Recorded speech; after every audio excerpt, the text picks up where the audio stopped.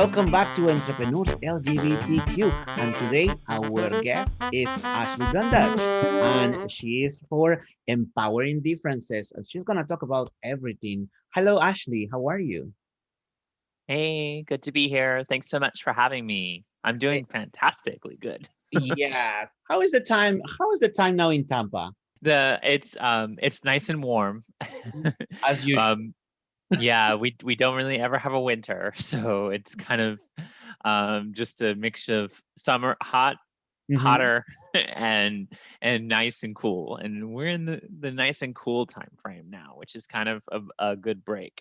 I'm looking forward to go back to Tampa. I love it last year with the conference, with the NGLCC conference. So I'm looking forward to see you again next year.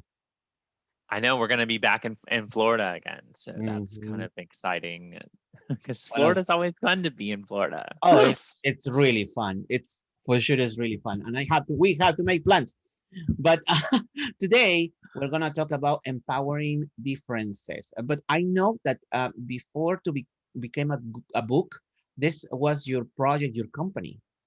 Yeah, Hmm. it was my life. Like, I was looking for employment, and after the 2008 economic crisis Hmm. and the housing crisis, I was a victim. I lost my house. I lost my job. So being homeless with four mouths to feed, quickly I realized um, that people were only hiring at entry level. They were knocking everybody down one level. And so I said, you know what? If I'm going to start at the entry level, I'm at least going to be me and I'm going to be authentic. And that's when I made the decision to transition my gender, thinking that, you know what? If I'm going to start at the bottom, I'm at least going to be comfortable. And so I did that. And then I faced discrimination for the very first time. And that's when I came up with the concept of empowering differences, because I needed to highlight the things that were different about me strategically, so that way I can move forward in my career faster and find employment and then move forward faster that way. So I used these 10 key empowering actions found in my book to really hammer home the importance of highlighting your differences, so that way you have a mission and a path to your own career development. And that's very important that you mentioned because personally, I just recently, start loving more myself, and that helps you so much with your life because there is people that wants you to be the way that everybody is. It's like collecting these stamps that if you are not like that stamp, you are not part of our community, and it's completely wrong. And also, we have to accept ourselves in Mhm. this journey that is life. Yeah, So and, yes, and honestly, the first step to empowering your differences in my book, I can tease that one, is knowing yourself. So it's almost like you already read the cover a little bit. But yeah, the first step is knowing yourself, because if you don't know yourself, how are you going to help anybody else, right? exactly. And I don't I don't want to touch so sensitive in your life, but can you tell me what was the most difficult part because of the discrimination? Because some people say uh that LGBT community doesn't have a reason to exist, or Mm. to work against this discrimination. But what happened to you? So I had HR professionals, which you'd think that someone working in human resources who's in charge of hiring people would be like up on the lingo and up on the community. But I had people like that tell me that they would never hire anyone like me, or that I had the wrong address. I had the cops called on me. I got trespassed. I was basically told never to even bother contacting them again. But then also, like, going out to dinner, I was not served in restaurants. Like, denied basic public accommodations or services from businesses. Just stuff that every single time something like that really bad happened to me, I used it as a building block. And instead of building a wall to protect myself or hide myself from society, I decided to build a platform and to have a stage a larger stage, to be seen, to be more visible, to stand on, and to build myself up, so that that way every time it was like a piece of self-confidence that I was gathering, that someone said that, okay, I'm going to use that as fuel, so that that way I keep powering forward and empower my difference. Exactly. So what are you looking forward for the future? What how do you see the future for the transgender community? That's a great question. I think that the future holds so many opportunities for us, especially with everything that's happening in the world around social justice, equality movements. Um, Entrepreneurship is exciting. I think that if you're facing discrimination, having the ability to start your own business, and now the resources and tools that are out there for you to do that. I took the time and I volunteer with the NGLCC, the National LGBT Chamber of Commerce, and I helped start their Trans Inclusion Task Force, which is a global task force. We have people from multiple countries involved, and other countries now are starting their own task force as well, which is kind of exciting. But in America, we've actually increased trans entrepreneurship by more than 400% in the last year and a half. And we've done that through webinars, programming, community outreach, education, all of those three key elements to really bring about more resources for the trans community, and non-binary community, gender non-conforming. They all have equal access to these tools and resources to really help empower them, and it all kind of is in the framing of what I do for my business. So it's like being able to give back at the same time while making a huge impact is amazing.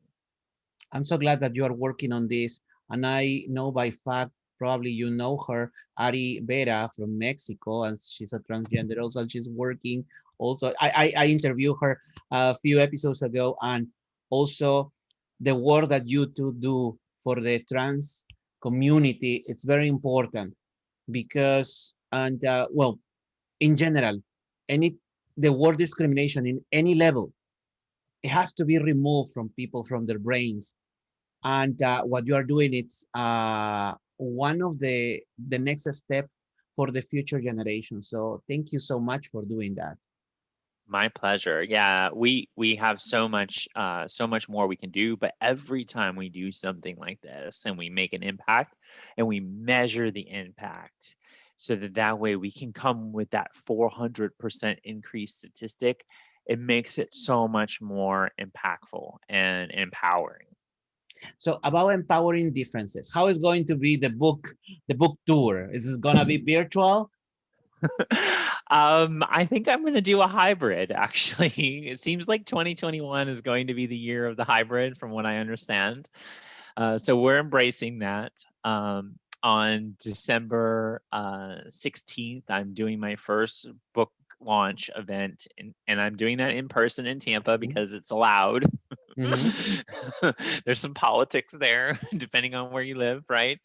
But we have a big room. We're gonna have mask and social distancing and and face shields and all of that, and spacing apart, so that that way people, and I'll have activities spread across the room. Mm-hmm. Actually, I'll have a table for each of the 10 empowering actions, Mm-hmm. and people will be able to learn about those. And then on December 17th, and I can send you the link, I'm hosting my virtual book launch. And that is going to be an online meeting, where everyone will be able to come and meet the author, and we'll have some fun activities and polling and stuff like that to make it really fun. And then I've planned into January. I have a book launch, actually being hosted by New York Times bestselling author Sally Hogshead. You may remember she gave the keynote address at the NGLCC conference twice now. Yes. And she wrote the foreword for my book, which is really exciting. Um, and so I'm going to host an event at her house, a private book signing at her house. I'm going to do kind of, it'll be a rotating between an in-person and a virtual event. And I'll be kind of moving slowly around areas at which I'm allowed to be based on the the orders of what's going on with the pandemic, and obviously being mindful of that. So from the book, what was the chapter that you most like? I mean, like the one that touched your heart. I mean, like the whole book. It's about your experiences also, of course. But what was the one that you enjoy most? Probably the one that I think is really dedicated to 2020, which is privilege. I have a chapter specifically set aside in the book on privilege, where I explain privilege, and literally I mention in the book how much privilege I have. And then I repeat that, and I say, I'm going to say that louder for those that are standing in the back of the room, that the trans woman has just talked about how much privilege she has, so that way maybe you have the ability to conduct a privilege check on a daily basis. You should get you wake up and you get out of bed, so now you know that you're alive. So, and then you actually physically could move out of the bed. And so all of those are just privileges alone that you have. And I know that given our world and everything that is going on around social justice movements, that if I had additional layers of intersectionality to also battle discrimination, this is why transgender women of color face so many more barriers than myself. And so I try to do so much to educate around our community to make an impact for those that have those additional intersectional layers and less privilege. But really understanding privilege, I think, is one of those things that somebody can really take away. Ashley, thank you so much for giving us your time. It's a pleasure, and I cannot wait until the next time we can get together and taste that Pinot Grillo together. Yeah, and don't forget that you can get my book right on Amazon. Exactly. And you can just search it. Exactly. We are gonna have the link down there, so you can actually get the paper version, the print version, or the virtual version, the Kindle version on Amazon right now. So now that you have time at home, just click there and buy Ashley's book, Empowering Differences. Thank you so much, and see you next time.